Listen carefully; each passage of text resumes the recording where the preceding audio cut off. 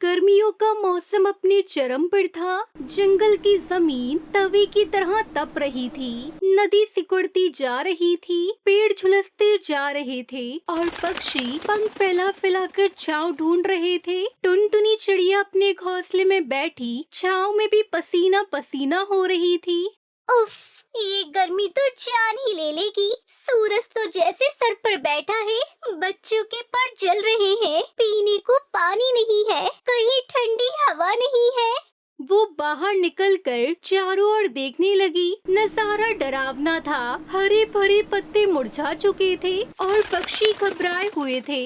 कितनी तकलीफ में है सब, और मैं भी तो रोज घोंसले में बैठकर बस शिकायत करती रहती हूँ। नहीं, अब बहुत हुआ, कुछ करना होगा। अगर गर्मी ने हम सबका जीना मुश्किल कर रखा है तो क्या हम बस रोते रहेंगे? नहीं, मैं कुछ बनाऊंगी, कुछ ऐसा जो सबके काम आए, कुछ ऐसा जो ठंडक दे। टुनटुनी जंगल की सबसे समझदार और मेहनती चिड़िया थी। वो बचपन से चीजें जोड़ जोड़ कर नई चीजें बनाना जानती थी। उसने अपने घोंसले से बाहर निकलकर एक घास की झाड़ी के पास उड़ान भरी और अपने छोटे छोटे पंजों से हरी हरी मुलायम घास की डंडियां बटोरने लगी। ये घास, ये ठंडी रहती है। अगर मैं इसे गोल ढांचे में बना दूं, बीच में थोड़ा पानी डाल दूं और उसमें हवा चलाऊं, हाँ, ये काम कर सकता है। वो दिन भर मेहनत करती रही। अपनी नुकीली चोंच से अपनी घास की डंडियां बुनी, उन्हें पत्तों की रस्सियों से बांधा, बीच में एक नारियल का खोल रख दिया जिसमें पानी डाला जा सके। बस थोड़ी और मेहनत, ये कोई आम चीज नहीं है। ये जंगल का पहला टुनटुनी घास कूलर। शाम तक उसका पहला कूलर तैयार था। गोल सुंदर, उसमें से ठंडी महक आ रही थी। उसने खुद उसे अपने घोंसले में टांग कर हवा चलाई। कुछ ही देर में घोंसले का तापमान कम हो गया। ये रहा मेरा जवाब गर्मी को। अब मैं अकेले क्यों ठंडी रहूं? सबको इसका फायदा मिलेगा। अगली सुबह टुनटुनी ने अपने कूलर को पत्तों की टोकरियों में सजाया और जंगल के बीचों बीच एक पेड़ की डाल पर छोटा सा स्टॉल लगाया। उसने रंग बिरंगे फूलों से सजावट की और एक पत्ते पर हाथ से लिखा, टुनटुनी घास कूलर, गर्मी से राहत पाए। पास से गुजरता तोता रुका। वो पंख फड़फड़ाते हुए बोला, अरे टुनटुनी, ये क्या बनाया है? किसी झाड़ी को घोंसले में घुसा दिया क्या? नहीं तोते भैया, ये है मेरा नया आविष्कार, घास का कूलर। इसे घोंसले में लटकाओ, बीच में पानी भरो और फिर देखो, हवा ऐसी ठंडी चलेगी जैसे पहाड़ों से आ रही हो। सच में? तू तो बड़ी होशियार निकली। कितना लेगी इस अजूबे के लिए? बस 2 फल, और मैं खुद लगा कर भी दूंगी। इंस्टॉलेशन फ्री है। हा हा हा हा, अब तू इंसान बन गई क्या? खैर, 2 फलों में अगर गर्मी गायब हो जाए तो सौदा बुरा नहीं। एक दे दे मुझे। टुनटुनी ने बड़े प्यार से तोते के घोंसले में कूलर लगाया। थोड़ी देर में ठंडी हवा बहने लगी। अरे वाह, ये तो सचमुच काम कर रहा है। वाह टुनटुनी बहन, तू तो कमाल कर गई। मैंने कहा था ना, गर्मी से डरना नहीं, लड़ना है। देखते ही देखते जंगल में टुनटुनी के कूलर की खबर पूरी तरह फैल गई। मैना, बुलबुल, मोर, कबूतर, कबूतरी और खरगोश भी उसकी स्टॉल पर आने लगे। एक कूलर देना बहन, मेरे बच्चे घोंसले में छटपटा रहे हैं। मैं 2 लूंगी, एक अपने लिए, एक माँ के लिए। तेरा आइडिया तो बड़ा शानदार है बहन, तू तो जंगल की वैज्ञानिक बन गई। टुनटुनी का घोंसला अब छोटे से कारखाने में बदल चुका था। वो दिन भर कूलर बनाती, बेचती और पक्षियों को राहत देती। अब जंगल में टुनटुनी की चर्चा चारों ओर थी। लेकिन जहाँ सफलता होती है, वहाँ जलन भी जन्म लेती है। जहाँ जंगल के पक्षी टुनटुनी की मेहनत और सेवा से खुश थे, वहीं एक पेड़ की ऊंची डाल पर बैठा कोई और जल रहा था, कालू कौवा। ये छोटी सी टुनटुनी अब पूरे जंगल की हीरो बन गई है। सब इसे ही पूज रहे हैं और मैं कालू कौवा, जो कभी सबसे तेज और समझदार माना जाता था, कोई मुझे पूछ भी नहीं रहा। वो टुनटुनी के स्टॉल के पास गया। अरे टुनटुनी बहन, सुना है तूने कोई नया तमाशा शुरू किया है? क्या है ये घास वाला तमाशा? तमाशा नहीं कालू भैया, समाधान है। ये कूलर है, जंगल की गर्मी से राहत दिलाने वाला समाधान। समाधान? तू क्या कोई इंजीनियर है? और ये घास, इससे क्या होगा? बस नाम चमकाने का तरीका है।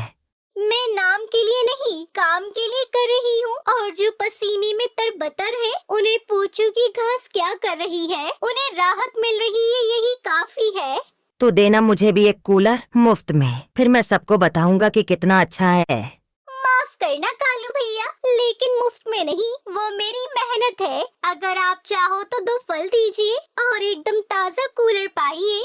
कालू का चेहरा काला पड़ गया। वो बिना कुछ कहे उड़ गया, लेकिन मन ही मन ठान लिया कि टुनटुनी की लोकप्रियता खत्म करके रहेगा। अगले दिन कालू कौवा पेड़ की शाखाओं पर उड़कर अफवाहें फैलाने लगा। अरे तोते भैया, सुना है टुनटुनी के कूलर में कोई जादू टोना है। मैंने सुना है कि कई चूजे बीमार हो गए हैं उससे। पिंकी बहन, सोचो जरा, अगर ये कूलर इतने अच्छे होते तो इंसान क्यों नहीं बनाते? ये बस दिखावा है। और टुनटुनी, वो तो अब घमंडी हो गई है।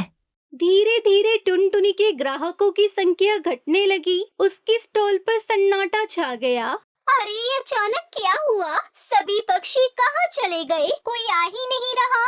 टुनटुनी बहन, मैंने भी कुछ सुना है कि कूलर से नुकसान हो रहा है। पिंकी बहन, क्या तूने कुछ महसूस नहीं किया कि गर्मी कम हो रही थी? क्या तेरे बच्चे सुकून से नहीं सो रहे थे? किसी की बातों में आकर अपनी आंखों को देखकर सच मत भूलो।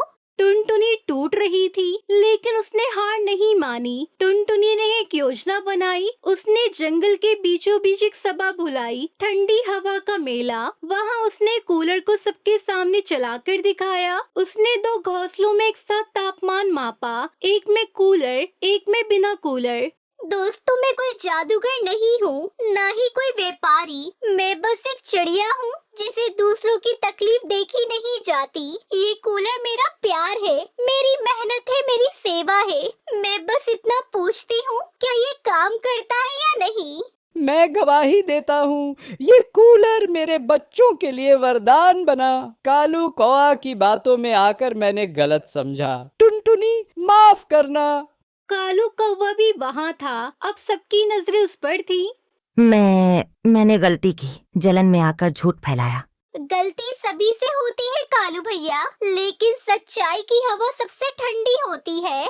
उस दिन के बाद जंगल में जैसे एक नई सुबह आई। जहाँ पहले अफवाहें थी, अब तारीफों की गूंज थी। और सबसे बढ़कर जहाँ पहले जलन थी, वहाँ प्रेरणा थी। टुनटुनी बहन, तूने न सिर्फ गर्मी को हराया, बल्कि हमें सिखाया कि सच्चाई और सेवा सबसे बड़ी ताकत होती है। तू तो जंगल की उद्योगपति चिड़िया बन गई है। अब कोई बच्चा, कोई पक्षी गर्मी से परेशान नहीं रहेगा। टुनटुनी अब अकेली नहीं थी। कई पक्षियों ने उससे घास कूलर बनाना सीख लिया। उन्होंने पूरे जंगल में कूलर निर्माण केंद्र खोल दिए। टुनटुनी अब दूसरे को सिखा रही थी, उन्हें आगे बढ़ा रही थी। एक दिन कालू कौवा फिर उसके पास आया, मगर इस बार आंखों में लालच नहीं, पश्चाताप था। टुनटुनी, मैं शर्मिंदा हूँ। टुनटुनी, मैं तुम्हारे साथ काम करना चाहता हूँ। मैं मेहनत करना चाहता हूँ, सचमुच में। क्या मुझे एक मौका मिलेगा? जो अपनी गलती मान लेता है, वो सबसे बहादुर होता है। आओ कालू भैया, हम मिलकर काम करेंगे, लेकिन इस बार नफरत नहीं, सिर्फ सेवा के लिए। टुनटुनी और कालू कौवे ने मिलकर एक नई ब्रांच बनाई, गर्मी राहत अभियान। उन्होंने न सिर्फ जंगल में बल्कि पास के बस्ती जंगलों में भी कूलर बेचने शुरू कर दिए। अब हर गर्मी में टुनटुनी का नाम लिया जाता। जहाँ तपन हो भारी, वहाँ टुनटुनी की ठंडक हमारी। एक दिन एक बच्चा आया और टुनटुनी से बोला, टुनटुनी दीदी, मैं बड़ा होकर आपकी तरह बनना चाहता हूँ। मैं भी दूसरों की मदद करना चाहता हूँ। बनना नहीं है, बनो। सपना देखो, मेहनत करो, याद रखना, जो दूसरों के लिए सोचता है वही सच्चा बड़ा होता है।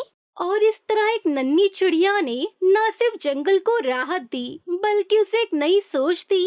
इस कहानी से हमें सीख मिलती है कि सच्चाई और सेवा का रास्ता कठिन जरूर होता है, लेकिन अंत में वही सबसे मजबूत होता है। ईमानदारी से किया गया छोटा काम भी बड़े बदलाव ला सकता है। और अगर कोई तुम्हें नीचा दिखाना चाहे, तो उसका जवाब मेहनत और मुस्कान से दो।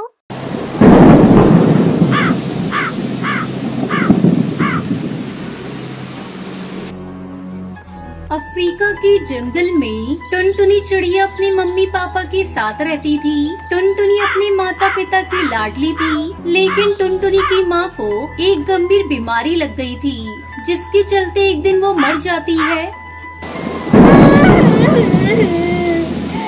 बापू, माँ मर गई। अब मेरा क्या होगा बापू?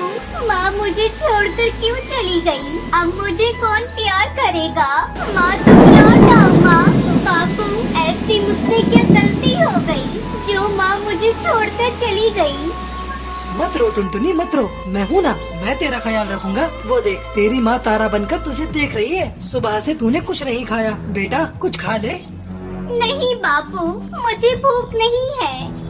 तब तक आप लोग कमेंट पे बताएं 45 into 7 कितने होते हैं।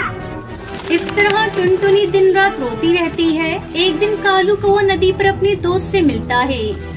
क्या करूँ दोस्त, कुछ समझ में नहीं आ रहा है। जब से टुनटुनी की माँ मरी है, उसने तो खाना पीना हंसना बोलना सब छोड़ दिया है। बस दिन रात रोती ही रहती है।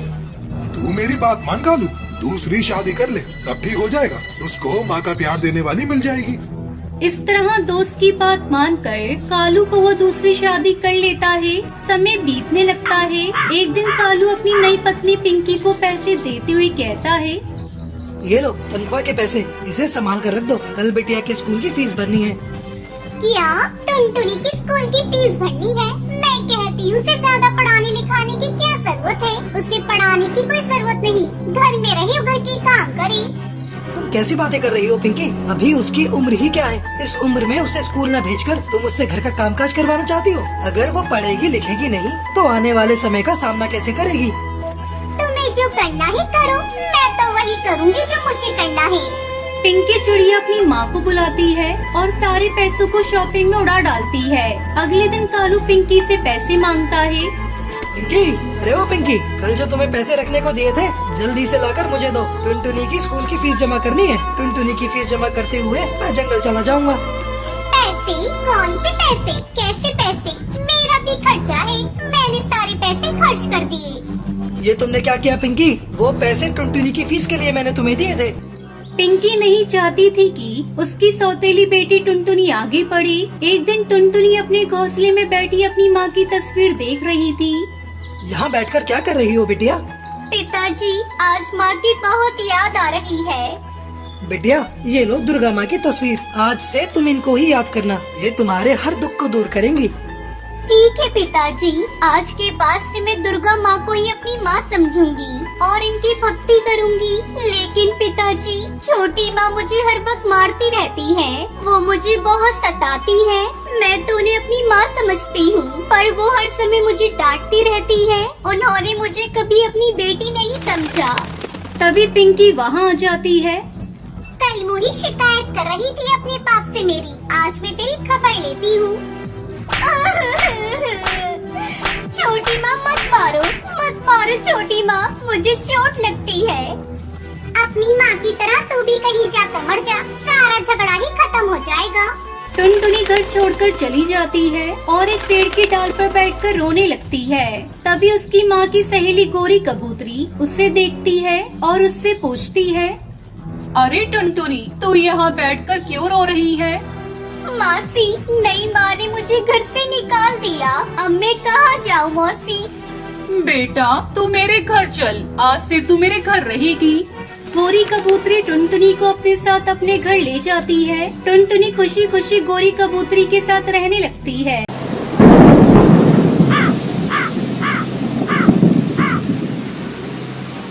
बरसों पहले एक जंगल में टुनटुनी चिड़िया अपने दो बच्चों के साथ रहती थी। उसकी बेटी का नाम सुनहरी था और बेटे का नाम गोलू था। दोनों बच्चे सरकारी स्कूल में पढ़ते थे। एक दिन जब वो दोनों स्कूल जाने लगे, तभी बारिश शुरू हो गई। अरे, ये बारिश को भी अभी शुरू होना था। अब हम स्कूल कैसे जाएंगे? चिंता मत करो बच्चों, मैं अभी छतरी लेकर आती हूँ। रहने दो माँ, वो फटी पुरानी छतरी हमें नहीं चाहिए। उस पुरानी छतरी को स्कूल ले जाकर हमें अपनी हंसी नहीं उड़वानी। इससे तो अच्छा है हम भीगते स्कूल चले जाएं। तब तक आप लोग कमेंट पे बताएं 34 + 7 + 10 कितने होते हैं। दोनों बच्चे अपनी माँ को खरी खोटी सुनाकर वहाँ से चले जाते हैं। हे भगवान, तूने मुझे इतनी गरीबी क्यों दी? मैं अपने बच्चों की इच्छा भी पूरी नहीं कर पाती। शाम को बच्चे भीगते हुए घर वापस आते हैं। अरे बच्चों, जल्दी से अपने बदन पहुँच लो, वरना सर्दी लग जाएगी। मैं अभी तुम लोगों के लिए गर्मा गर्म चाय बना देती हूँ। टुनटुनी अपने बच्चों को चाय बनाकर देती है। ये क्या माँ, ये चाय है? इसे तुम चाय कहती हो? इसमें दूध कहाँ है?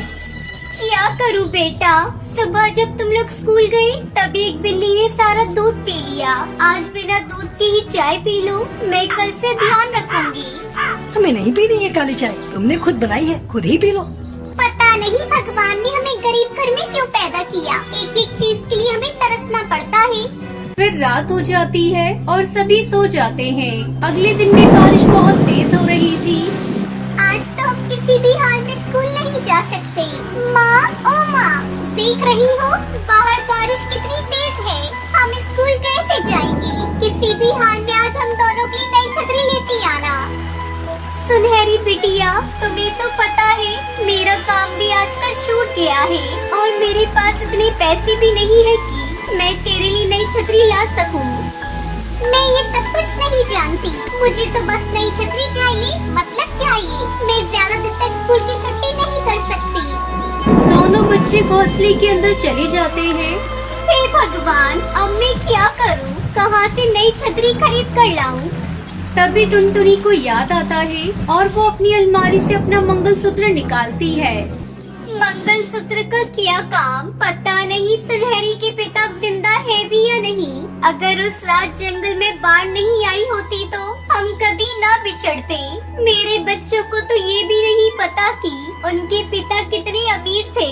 मैं अपने बच्चों को बताकर उनका दिल दुखाना नहीं चाहती थी, इसलिए मैंने उन्हें यही बताया कि उनके पिता अब इस दुनिया में नहीं रहे।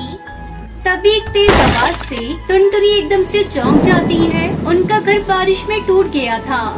हमें बचाओ माँ, मुझे तो तैरना भी नहीं आता। अरे बच्चों, पानी का बहाव बहुत तेज है, तुम एक दूसरे का हाथ पकड़ लो। सुनहरी, ओ सुनहरी, गोलू का हाथ पकड़ ले बेटा।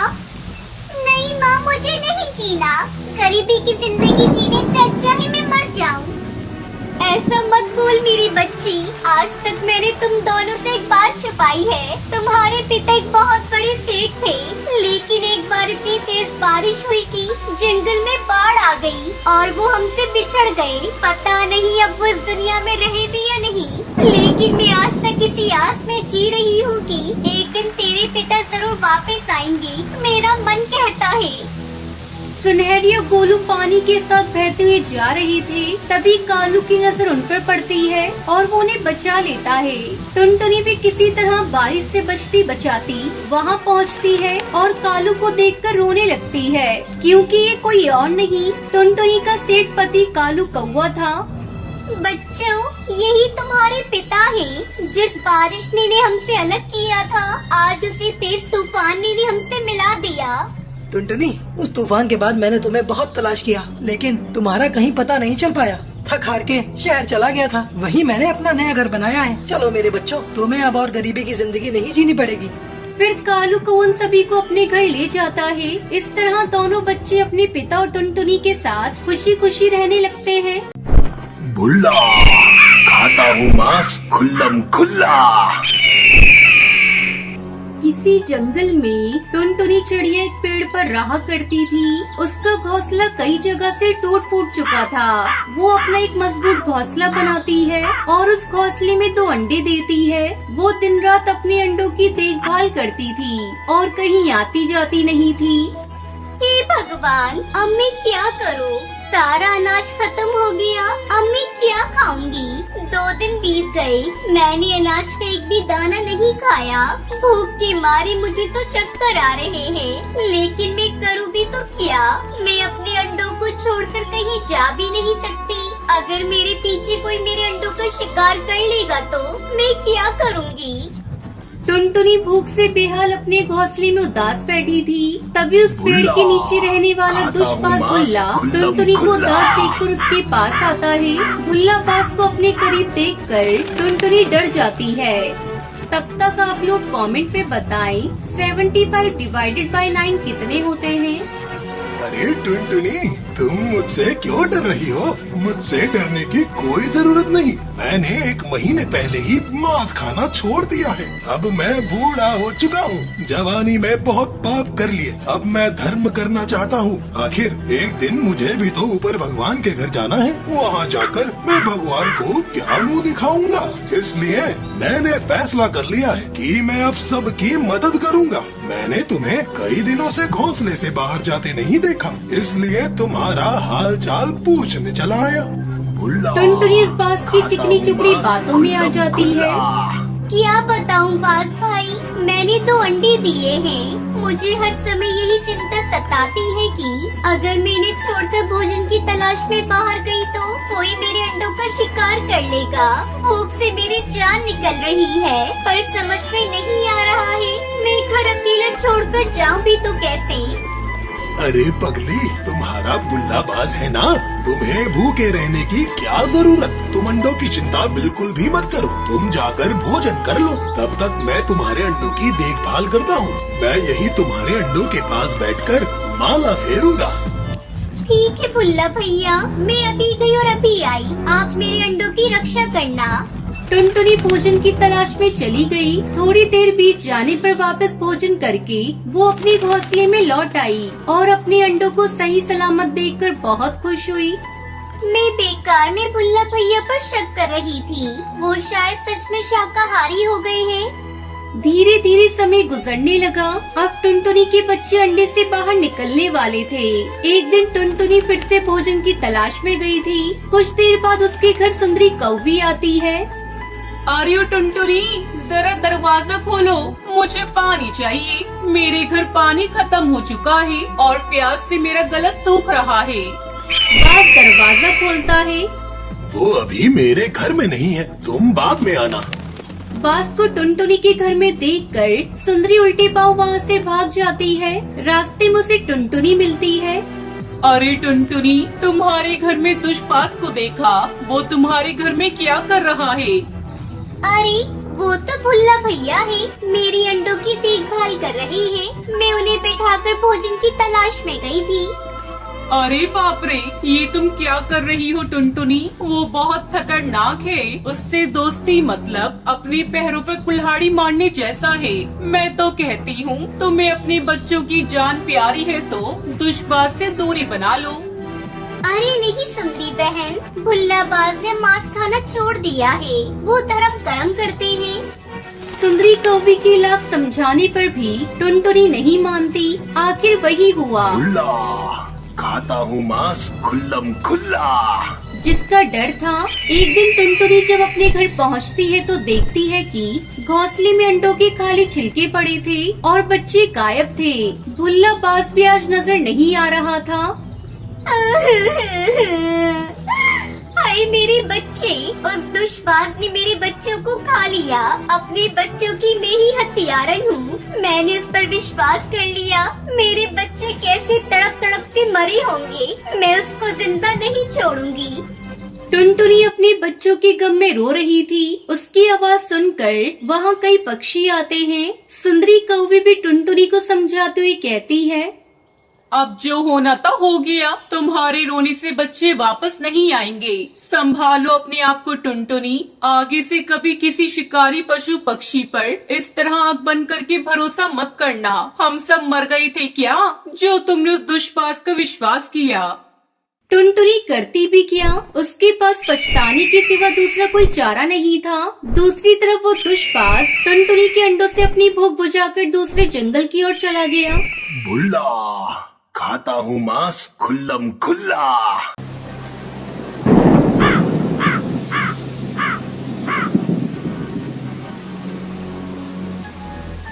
सुंदरवन के जंगल में कालू कौवा अपनी पत्नी और बूढ़े माँ बाप के साथ रहता था। कालू फल बेचा करता था। एक दिन जब कालू शाम को फल बेचकर घर आया तो अपनी पत्नी को काम करता देखकर उससे कहता है, अरे तुम आ गई मायके से, चलो अच्छा हुआ। रोज रोज भोजन पकाते पकाते मैं थक जाता था। ये चूल्हा चौकी का काम तुम ही अच्छे से करती हो। अब आ गई हो तो एक कप मेरे लिए चाय बना दो। तुम्हारे हाथ की बनी हुई चाय पिए तो हफ्ते गुजर गए। कालू कौवा अपनी पत्नी की तारीफ करता है, लेकिन टुनटुनी गुस्से से फूट पड़ी। तब तक आप लोग कमेंट पे बताएं 190 इंटू 8 कितने होते हैं। रहने दो, बंद करो मेरी तारीफ करना। मैं तो नौकरानी हूँ इस घर की, दिन भर बस घर का काम करती रहूँ। और एक तुम्हारे बूढ़े माँ बाप हैं, दिन भर में 3 बार खाते हैं और बैठकर मुझ पर हुक्म चलाते हैं। मुझसे अब घर के काम नहीं होते। कब से कह रही वाला घर ले लो, पर नहीं, तुम्हें तो बिना अपने माँ बाप की नींद ही नहीं आती। अरे टुनटुनी, ये तुम कैसी बातें कर रही हो? वो अगर मेरे माँ बाप हैं, तो तुम्हारे भी सास ससुर हैं। उनके लिए तुम्हारा भी फर्ज बनता है। मैं कह देती हूँ, या तो तुम मुझे नया घर लेकर दो, वरना मैं अपने मायके चली जाऊंगी। मेरे भैया की 2-2 कोठियाँ खाली पड़ी है, बस मेरे कहने की देर है। टुनटुनी बड़बड़ाती हुई अपने काम में लग गई। तभी बाहर डाल पर बैठे कालू के माता पिता चिल्लाते हैं, अरे ओ बहू, लगता है आज बारिश होगी। ना जाने कहां से काले काले बादल आ गए। बाहर रखा सामान हटा दे।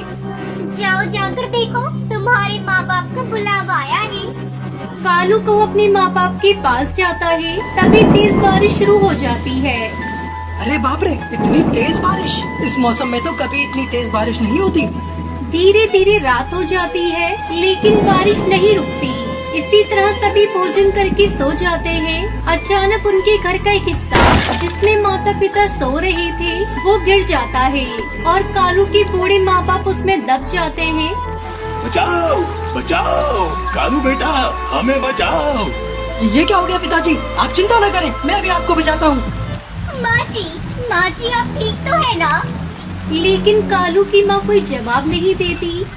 बेटा, तेरी माँ को क्या हुआ? वो कुछ बोल क्यों नहीं रही है? मुझे छोड़, पहले अपनी माँ को बाहर निकाल। किसी तरह टुनटुनी और कालू मिलकर अपनी बूढ़ी माँ को मलबे से बाहर निकालते हैं, लेकिन उसकी माँ मर चुकी थी। माँ, ये क्या हो गया? माँ, आप हमें छोड़कर क्यों चली गयी? सुनिए जी, अभी रोने का वक्त नहीं है। जल्दी बाबूजी को बाहर निकालते हैं। ऐसा न हो कि बाबूजी। अपने मुँह से अशुभ बातें मत निकालो, मेरे बापूजी को कुछ नहीं होगा। कालू को अपने पिता को भी मलबे से बाहर निकालता है, लेकिन वो दम तोड़ चुके थे। मैं तो बर्बाद हो गया, पिताजी भी नहीं रहे। टुनटुनी कालू कौवे की हिम्मत बनाती है। अब रोने से कोई फायदा नहीं जी, घर में पानी भर चुका है। जल्दी यहाँ से चलो। मैं नहीं जाऊँगा, मेरे माँ बाप मर गए। अच्छा हुआ तो मैं भी मर जाता हूँ। तुम्हें जाना है तो जाओ, पर मैं अपने माँ पिताजी को छोड़कर कहीं नहीं जाऊँगा। मैं उनके साथ ही रहूँगा। नादान मत बनो, अगर तुम्हें कुछ हो गया तो तुम्हारे आने वाले बच्चे को कौन संभालेगा? जो होना था हो गया, अब जल्दी चलो यहाँ से। किसी तरह टुनटुनी कालू को लेकर वहाँ से जाती है। फिर वो दोनों टूटे हुए पेड़ की डाल पर बैठकर अपनी जान बचाते हैं। अगली सुबह बारिश रुक जाती है। टुनटुनी उसी डाल पर एक अंडा देती है। मुझे जल्दी से किसी सुरक्षित स्थान पर ले चलिए, वरना ये अंडा पानी में गिर जाएगा। कहाँ लेकर जाऊँ टुनटुनी? चारों तरफ बस पानी ही पानी नजर आ रहा है। मैंने अपने माँ बाप को तो खो दिया इस बारिश में, लेकिन अब मैं अपने बच्चों को नहीं खो सकता। मैं कुछ करता हूँ। कालू अपनी नजरें इधर उधर दौड़ाता है। तभी उसे दूर एक पेड़ पर एक बहुत बड़ा अंडा रखा हुआ दिखाई देता है। तू हिम्मत रख, हो गया इंतजाम, मैं अभी आया। कालू को वो तुरंत उस बड़े से अंडे के पास जाता है। वो एक शतुरमुर्ग का पुराना अंडा होता है और अंदर से वो सूखा और खाली होता है। पुराना होने की वजह से वो एक सख्त पत्थर बन चुका था। कालू को उसमें खिड़की दरवाजा बनाकर उस अंडे का एक सुंदर घर बना देता है। फिर टुनटुनी और कालू कौआ अंडा घर में अपना अंडा रख देते हैं और खुशी खुशी रहने लगते हैं।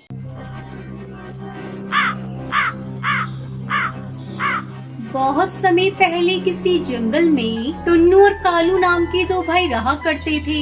टुन्नू की पत्नी टुनटुनी चिड़िया बहुत ही सीधे और शांत स्वभाव की थी, लेकिन कालू की पत्नी टूनी बहुत ही मक्कार और कपटी थी। लंबी बीमारी के बाद टुन्नू की माँ की मौत हो जाती है। माँ घर में मरी पड़ी थी और टूनी जायदाद के लिए लड़ती है। सुन रहे टुन्नू, माँ जी खेत का बंटवारा किए बिना ही चल बसी, लेकिन तेरे भैया खेत का बंटवारा करना चाहते हैं। टूनी भाभी, आप ये क्या बोल रही हैं? अभी तक हम लोग एक साथ मिलकर फसल उगाते आए हैं, आगे भी हम दोनों भाई मिलकर खेती करेंगे। तब तक आप लोग कमेंट में बताएं 500 डिवाइडेड बाय 2 कितने होते हैं। अरे आप लोग भी ना ये क्या बातें लेकर बैठ गए। माँ जी की बॉडी घर में पड़ी है और आप लोगों को बंटवारे की पड़ी है। तो इसमें क्या बुराई है टुनटुनी? हमारे बच्चे होंगे, परिवार बढ़ेगा, इसलिए मैं और तेरे जेठ जी नहीं चाहते कि आगे कोई झंझट हो। कल ही गाँव के पंचों को बुलाकर बंटवारा कर लेंगे। भाभी, पंचों को बुलाने की कोई जरूरत नहीं। आप और भैया हमें जो देंगे वो हमें मंजूर होगा। अगले दिन कालू कौआ एक खेत और घर अपने हिस्से में रख लेता है और पहाड़ी के पास वाला बंजर खेत टुन्नू को दे देता है। टुन्नू, तू आज से ही खेत में जाकर रहना शुरू कर दे। ये घर मैं अपने पास रखूंगा। हो गया बंटवारा। अब तू अपनी पत्नी को लेकर यहाँ से चला जा। ये देखकर टुन्नू और टुनटुनी रोने लगते हैं। ठीक है भैया, हम यहाँ से जा रहे हैं। आपका फैसला हमें मंजूर है। टुनटुनी अपने पति के साथ खेत पर पहुँचती है। अब हम अपने खेत में क्या उगाएंगे जी? जेठ जी ने तो उपजाऊ खेत अपने पास रख लिया और हमें ये बंजर खेत दे दिया। टुनटुनी, तू चिंता मत कर, सब ठीक हो जाएगा। माँ ने एक बार मुझे बताया था कि पिताजी इस खेत में फूल गोभी की खेती किया करते थे, लेकिन जब से पिताजी की मौत हुई इस खेत में खेती ही नहीं हुई। मैं अब इस खेत को फिर से खेती लायक बनाऊंगा और फूल गोभी की खेती करूँगा। ठीक है जी, मैं आपकी हर फैसले में आपके साथ हूँ। समय गुजरने लगता है। टुन्नू चुड़ा अपने खेत की सफाई करके फूल गोभी के बीज को बो देता है, फिर उसमें अच्छी खाद और पानी डालता है। अच्छी देखभाल से जल्दी टुन्नू के खेत में फूल गोभी की फसल लहराने लगती है और लहराती फूल गोभी की फसल को देखकर दोनों पति पत्नी बहुत खुश थे। देख रही हो टुनटुनी, हमारे फूल गोभी की फसल कैसे लहलहा रही है। बस अब कुछ ही दिनों में ये बेचने लायक हो जाएगी। जल्दी वो दिन भी आ गया। टुन्नू चिड़ा फूल गोभी की फसल बाजार में बेच देता है और उससे मिले पैसों से वो अच्छी तरह अपनी जिंदगी बिताने लगते हैं। कुछ दिन इसी तरह गुजर गए। टुनटुनी 2 बच्चों की माँ बन गई। उधर कालू कौए को शराब और जुए की लत लग जाती है। उसका घर और खेत सब बिक जाता है और वो गरीब हो जाते हैं। अब हम कहाँ जाएंगे जी? हम लोग तो घर से बेघर हो गए। हम दोनों ने टुन्नू और टुनटुनी के साथ बहुत बुरा किया। ये उसी की सजा मिली है हमें। अब तो हमारे पास कुछ भी नहीं बचा, ना घर ना खेत। अब हम लोग कहाँ जाएंगे, क्या खाएंगे? कुछ समझ में नहीं आ रहा है जी। तुम सही कह रही हो टूनी। पैसे की लालच में मैं इतना अंधा हो गया था कि मैंने अपने भाई से ही बेईमानी की। सोचता हूँ जाकर अपने भाई से माफी मांग लूं, लेकिन जाऊँ भी तो किस मुंह से। एक दिन टुन्नू चिड़ा अपनी पत्नी टुनटुनी के साथ बाजार जा रहा था, तभी उसकी नजरें भिखारी के जोड़े पर पड़ती है। अरे भैया भाभी, ये आप इस तरह रास्ते में भीख क्यों मांग रहे हैं? क्या बताऊं टुन्नू, मैंने तेरे साथ बेईमानी की थी। ये उसी की सजा भगवान ने मुझे दी है। तेरे जाने के बाद मुझे शराब और जुए की ऐसी लत लगी कि सारा घर बार उसी में बिक गया। दाने दाने को मोहताज हो गया था मेरे भाई। हर किसी का दरवाजा खटखटाया पर किसी ने मेरी मदद नहीं की। ऐसे में मैं क्या करता? भूखे पेट कितने दिनों तक जिंदा रहता? आखिर में मुझे भीख मांगनी पड़ी। टूनी चिड़िया के मुंह से तो कोई बात ही नहीं निकल रही थी। वो बहुत ही शर्मिंदा थी। भैया भाभी, मैं आप लोगों को इस तरह रास्ते पर भीख मांगते नहीं देख सकती। आप लोग हमारे साथ चले। हाँ भैया, टुनटुनी बिल्कुल सही कह रही है। हम दोनों भाई मिलकर फिर से पहले की तरह खेती करेंगे। टुन्नू अपने भाई और भाभी को लेकर अपने घर आता है और फिर से अपने भाई के साथ मिलकर फूल गोभी की खेती करके खुशी खुशी रहने लगता है।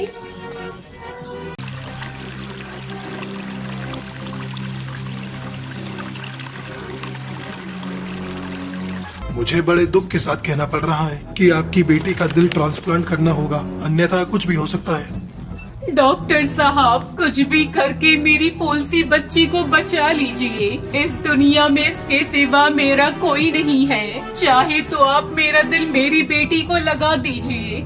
हिमालय के जंगल में टूनी चिड़िया अपनी बेटी टुनटुनी चिड़िया के साथ रहती थी। टुनटुनी बहुत ही सुंदर और प्यारी थी। वो कभी भी अपनी माँ को किसी चीज के लिए तंग नहीं करती थी। अपने पड़ोस के पक्षी बच्चों को स्कूल जाते हुए देखकर एक दिन वो अपनी माँ टूनी से कहती है, मम्मी, इस मोहल्ले के सभी बच्चे पढ़ने जाते हैं, एक मैं ही हूँ जो स्कूल नहीं जाती। सारे बच्चे मुझे अनपढ़ कहकर चिढ़ाते हैं। तुम मेरा भी दाखिला स्कूल में करवा दो, मैं भी पढ़ने जाऊंगी। ठीक है बिटिया, मैं कल ही तेरा दाखिला सरकारी स्कूल में करवा देती हूँ। तुम मन लगाकर पढ़ाई करना। तब तक आप लोग कमेंट पे बताएं 167 माइनस 89 कितने होते हैं। हाँ मम्मी, मैं खूब पढ़ूंगी। अगले दिन टूनी अपनी बेटी टुनटुनी का दाखिला एक सरकारी स्कूल में करवा देती है। जब वो दाखिला करवा के घर लौट रही थी, तब उसे उसकी पड़ोसन चंपा रास्ते में मिलती है। कहो टूनी बहन, कहाँ से आ रही हो? घर में सब ठीक है ना? हाँ चंपा बहन, सब ठीक है। मैं टुनटुनी का दाखिला स्कूल में करवाने गई थी। बिटिया को पढ़ने का बहुत शौक है। अरे ये तुमने बहुत अच्छा किया जो टुनटुनी का दाखिला स्कूल में करवा दिया। आजकल बेटा हो या बेटी, सबका पढ़ना बहुत जरूरी है। अच्छा मैं चलती हूँ। चंपा कौवी वहाँ से चली जाती है। अगले दिन से टुनटुनी रोज स्कूल जाने लगती है और छुट्टी के बाद घर का काम भी करने लगती है। टूनी चिड़िया जंगल के अमीर पक्षियों के घर में काम किया करती थी। एक दिन जब टुनटुनी स्कूल से पढ़कर आई तो वो अपनी माँ से बोली, मम्मी, पता नहीं क्यों मेरे सीने में बहुत दर्द हो रहा है। आज मैं दर्द के कारण स्कूल में पढ़ भी नहीं पाई। बिटिया ऐसा कर, तू हाथ मुंह धोकर आराम कर। मैं अभी तेरी मालिश कर देती हूँ। नहीं मम्मी, मैं थोड़ी देर सो लूंगी तो आराम मिल जाएगा। इतना कहकर टुनटुनी सो जाती है। अपनी बेटी के सीने में दर्द के बारे में सुनकर टूनी परेशान हो जाती है।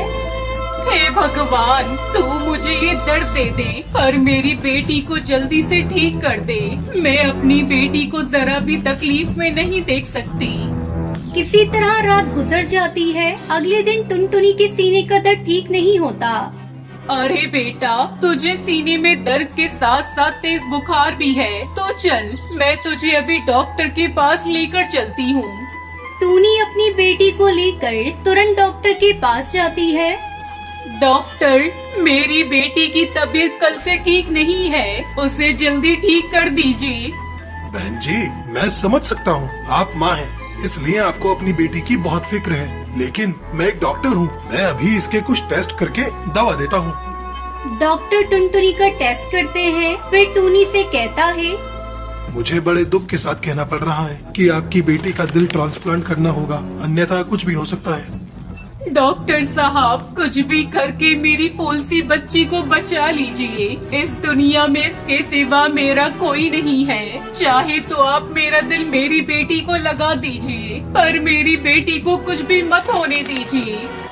डॉक्टर टूनी का दिल टुनटुनी को लगाने की तैयारी में जुट जाते हैं। टूनी जल्दी जल्दी अपनी बचपन की सहेली मीठी तोती के पास जाती है। मीठी, मैं बहुत बड़ी मुसीबत में हूँ, तुझसे एक मदद मांगने आई हूँ। मना मत करना, मैं अपनी बेटी टुनटुनी को तेरे हवाले करना चाहती हूँ। मेरे बात तो उसका ख्याल रखना। फिर टूनी सारी बात मीठी तोती को बताती है। ऑपरेशन के 2 दिनों बाद टुनटुनी को होश आता है। वो अपनी माँ को ढूंढने लगती है। बेटा, तेरी माँ इस दुनिया में नहीं रही, लेकिन उसका दिल तेरे अंदर धड़क रहा है। आज से मैं तेरी माँ हूँ। ये बात जब टुनटुनी सुनती है तो उसे बड़ा अफसोस होता है और अपनी माँ को याद करके रोने लगती है। उस दिन के बाद से टुनटुनी मीठी तोती के साथ अपनी जिंदगी बिताने लगती है।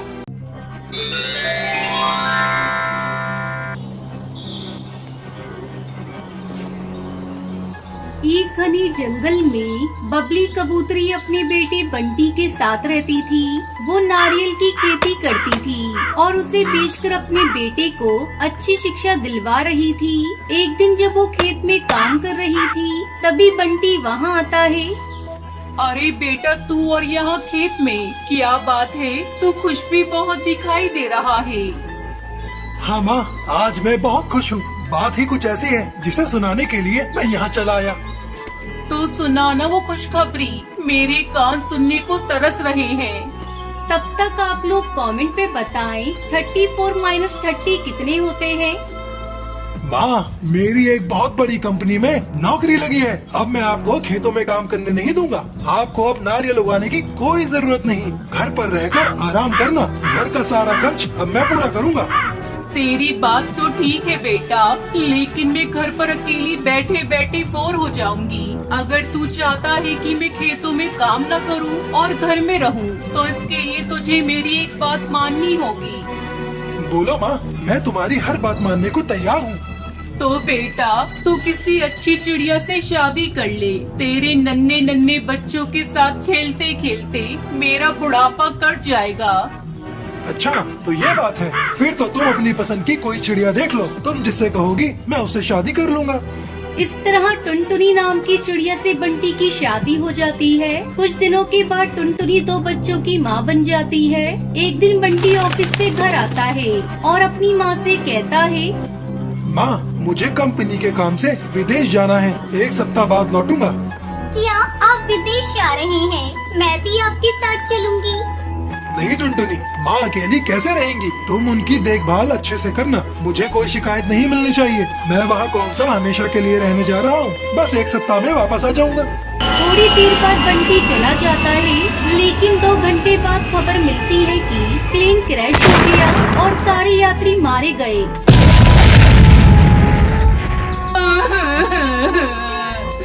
हाय मेरा बंटी, अगर मुझे पता होता तो मैं तुझे कभी विदेश जाने नहीं देती। माँ जी, ये सब क्या हो गया? अच्छा होता वो भी मुझे अपने साथ ले गए होते तो। अब मैं उनके बिना कैसे अपनी जिंदगी काटूंगी? मत रो बहू, बच्चों का मुंह देखकर हम जिएंगे। इस तरह कई दिन बीत गए। एक दिन वकील कालू कौआ उनके घर आता है। बबली काकी, ओ बबली काकी, जरा इधर तो आना। आपके बेटे बंटी ने कुछ समय पहले अपनी वसीयत मुझसे बनवाई थी, जिसमें आपको घर, खेत तथा सारी संपत्ति की मालकिन बनाया है। ये लीजिए सारे कागजात, अब मैं चलता हूँ। वकील कालू कौए के वहाँ से जाते ही टुनटुनी अपने सास पे चिल्लाने लगती है। अरे, मेरे पति मेरे साथ ऐसा कैसे कर सकते हैं? उन्होंने अपनी पत्नी और बच्चों के बारे में कुछ नहीं सोचा। चाहे कुछ भी हो जाए बुढ़िया, मैं ये वसीयत नहीं मानती। पूरी जायदाद की मैं इकलौती मालकिन हूँ। चल अपना बोरिया बिस्तर बांध और दफा हो जाए यहाँ से।